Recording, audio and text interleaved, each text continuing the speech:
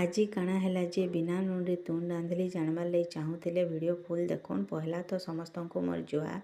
ଆଜି ଥିଲା ଗୁରୁବାର, ହେଥିଲାଗି ବହୁତଟେ ପନିପରିବା ଘରକେ ଆସିଥିଲା। ଶାଗକେ ପହଲା ସେମି ଲଗେଇକରି ରାନ୍ଧି ଦେଇଥିଲି, ତାପରେ ସେମି ତରକାରୀ ବି କରିଥିଲି ବେସର ଲଗେଇକରି। ଆରୁ ଆଲୁ ଭାଜିଥିଲି ବାବୁର୍ ଲାଗି, ଯେନ୍ଟାକି ବେଲାର ମିଲ୍ ରେଡ଼ି ହେଇଯାଇଥିଲା ଆର୍ ସବୁ ଟେଷ୍ଟି ଥିଲା।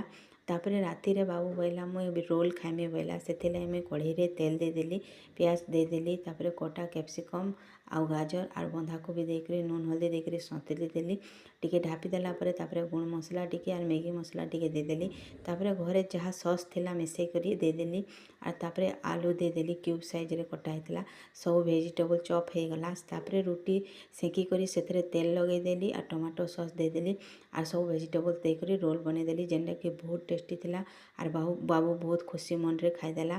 ଆଜି ଦୁକାନ ବଜାର ବନ୍ଦ ଥିଲା, ଘରେ ନୁନ୍ ନାଇଁ ଥାଇ କିଣିଗଲା ବେଲେ ଦୁକାନ ବନ୍ଦ, କିନ୍ତୁ ପାଖର ନୁନ୍ ଆଣିକି ରାନ୍ଧିଲି।